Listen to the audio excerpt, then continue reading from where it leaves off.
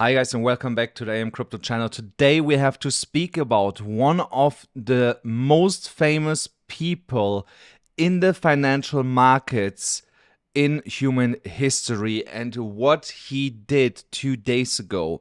He went and basically shorted the traditional markets with billions of dollars, and we have to talk about what that means for the global economy and also for Bitcoin and crypto. And if you think that is interesting, then definitely stick around here. Make sure that you are subscribed to the channel, like this video, and also activate the bell so that you will never miss out on these important updates. And now let's get directly into it. So the guy that I'm talking about, his name is Michael Burry. Michael Burry is the guy that in 2018 shorted the real estate market and became world famous because he was the first one to spot that bubble before it actually exploded and took advantage of it. And now the same guy is shorting the S&P 500 and an ETF trust called QQQ that consists of Apple, Google, Facebook, and a lot of other shares, and also again the dollar index and the S&P 500. So and here you can see that. So he put options on that. So and depending on which direction you're betting on, you're basically shorting. So he put puts, that's basically a short. He put $1.6 billion in total. Here you see on the S&P 500 he put 886 million, and on the QQQ he put 739 million. And you see here total portfolio, 93% of his portfolio is in there, and the previous trade that he made was 180 million. That was in a real estate bubble. So now when you're looking at the S&P 500 index and you go to the weekly chart, then you kind of get already the idea why he started to short it. And because I can see it. So if I would have tremendous amounts available to do what he is doing right now, I would do it too. But yeah, with the money that I have available, it's for me not really worth to do it. But yeah, if I would have like 50 million, 100 million right now on the side, I would have potentially done the same play. So see here, since November last year, the S&P 500 was basically going parabolic to the upside. And now, here on the weekly chart, you can see here's a bearish engulfing. Here, that red candle to the downside, a bearish engulfing. And you see a continuation candle, and now another continuation candle to the downside. And that has to do with what's happening in the world economy, and I'm gonna get also in that a little bit in a second.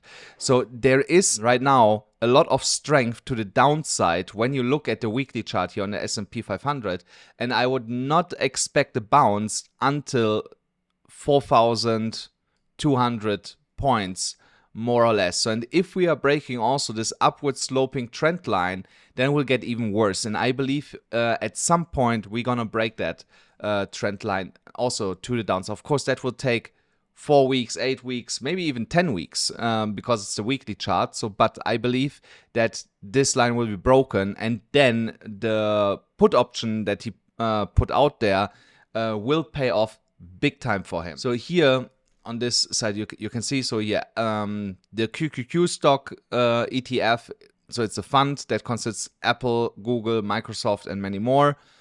And then when you go here to the chart, you basically see the same thing. So this is now a 3-day chart. Let me go to the weekly chart. So here, more or less, same thing also. Went absolutely parabolic. And this one is a little bit closer now to the trend line. But we saw here more or less the same. A small bearish engulfing, and then moving to the downside. So that line might break earlier because it was going more parabolic than the S&P 500.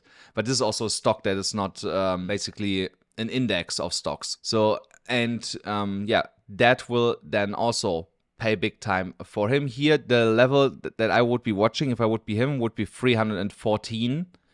So, and there is almost a 20% drop. It's like 15% or something. Yeah, 15% to the downside on an option. That's a lot of money that you can make. So, and yeah, so with this trend changing, I definitely understand the thought process that he had. And the reason why he also did that was because it's in confluence what's happening around the world. The US has now for a long time already stopped to print more money to stop inflation and also stopped hiking the rates. But this also leads to that the purchasing power in the markets is drying up. There's no liquidity. And when there is no liquidity, everything that was artificially pumped over such a long time to the upside has to come down. So that means the music is stopping and the market has to correct to the downside. So, and he's basically taken advantage of that. And if he is right again, then we might be also on the brink of a big recession, because he is only trading every 2-3 years.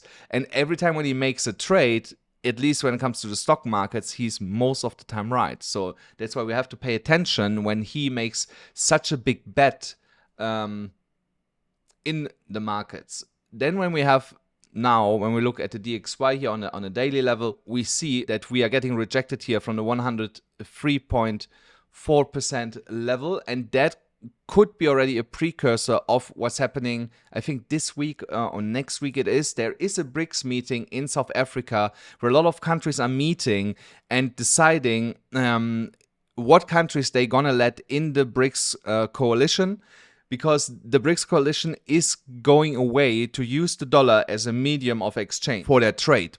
So, and once all the BRICS countries are doing that, the dollar will be not as strong as it is right now, because people are not running, if the economy is bad, back into the dollar. They run into other currencies, most likely the native currencies that they can use for trade with BRICS countries if they are part of the BRICS coalition. So, and that will put definitely pressure on the dollar, which is for us good, because every time when the dollar goes down, crypto goes up. And that's what we want to see. And I'm curious to see what's happening after the BRICS meeting, what they decide. They have 23 countries that want to become part of the BRICS. And they said they're going to accept just a fraction of it. So let's see who's getting in there. But some of the candidates are Saudi Arabia, the UAE, I think Brazil is already in it. So there's a bunch of countries. You can Google it and look it up, because that is not really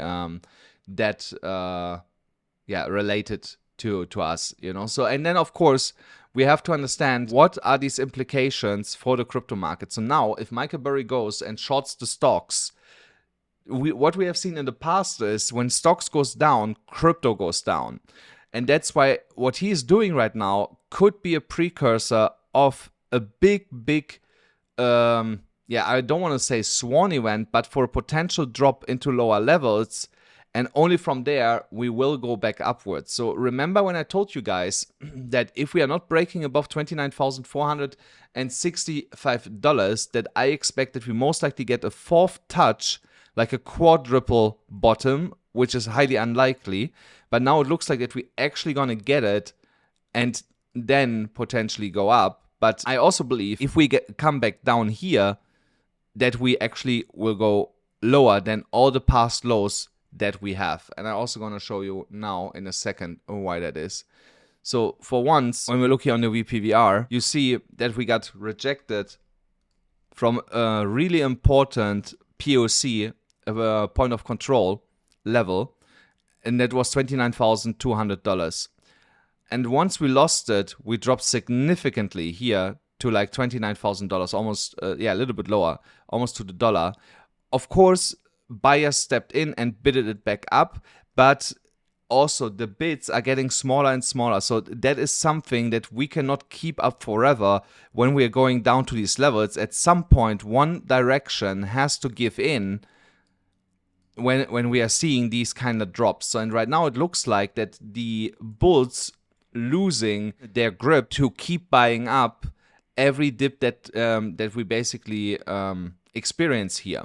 So, and that is for the imminent short term really bad for us, because if we lose that whole area here on the VPVR and that area goes down to exactly $29,000 where we stopped, then then it's an elevator to the downside. And I'm gonna show you now the level. Remember, guys, when I showed you here this chart the last time, and I told you, lose this box, and we will go down here to like 28,000, yeah, almost 29,000, no, 28,000, yeah, it's almost $29,000. So we missed the target here by like $11 for now. So, but yeah, first of all, congratulations to everybody that took that trade. You see, I was right here. The video that I made to this was not well received because on the same day we had like a scam pump to the upside. But you see that I was overall right. So if you would have taken the trade, you would be still in massive profits. I would adjust my stop loss $29,230. So that is right now a resistance level, and yeah, then you have a risk-free trade. And I believe if we come back up here, we will most likely not touch that level. So because there is already resistance at like $29,200, and the $30 difference right now makes a big difference on the price. So I don't see that immediately be hit. So I think up here is a safe stop loss for you guys right now if you took that trade here. And don't forget, the target is $8,980 approximately. So but yeah, I told you if we lose this box, we will go lower. So in the next level that I'm looking here, based on the Fibonacci retracements, would be then here the 0.78, $28,873, or even the one here, $28,500. And I'm also gonna adjust a little bit here the Fibonacci levels, because we can also do this now from here. So here you'll see it even better. So we lost here the the golden ratio, 29,276, 29,255. The golden ratio, we lost it, and then we start breaking down. We are sitting here right now on, sorry, I have to make it a little bit higher. So yeah, we broke here that low point, and now the next target would be then here, the 1.618, the golden ratio down here, and that would be $28,650 approximately. And that is also, if we continue to go now lower here, what I believe is going to be the case, my next short-term target. And I also want to point out that here is a bear flag. So before somebody else talks about it, I want to be the first one potentially to point that out here on the 1 hourly chart. And we have here a bear flag. And there you see that is also $28,800 approximately, the technical target for that bear flag. So here, if you want to trade that, wait for a break at $29,100, and then you can trade this all the way to the technical target. And guys, don't forget, if you want to trade on a safe exchange and potentially win also a share of the $8 million prize pool that's going around, then sign up on BYBIT. There you still get a $30,000 bonus. And like I said, we can win together a share of the $8 million prize money, but only with that specific link here. And if you want to learn properly how to trade, then go to my website, amcrypto.us. There you can sign up for my course. I have still some slots available for this month, but also these are closing fast, and I have only a couple available for next month. So definitely also take advantage of that. Let's look here further quick. There was a 1 hourly chart, CME. Here, this chart was the other one that I want to talk about.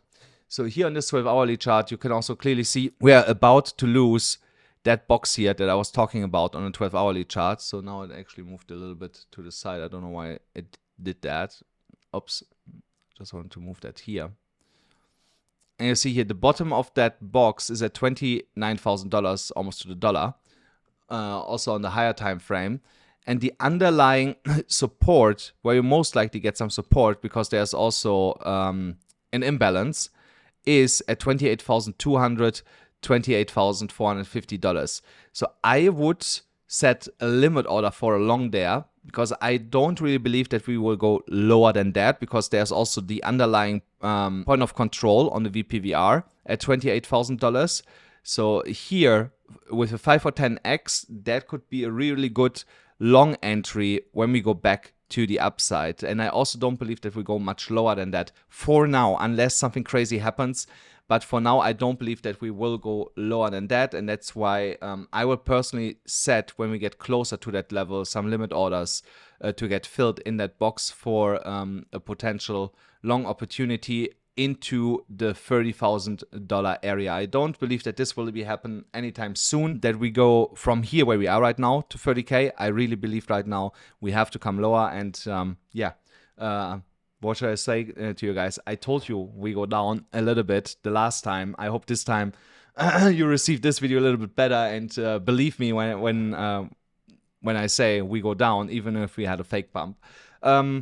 But that's it basically for today's video, guys. I hope you found it insightful. Let me know in the comments what you think is going to happen with the global economy, with Michael Burry, and also with Bitcoin and the whole crypto market. And don't forget, smash up the like button, hit the subscribe button, hit the notification bell, and I'll see you then again tomorrow.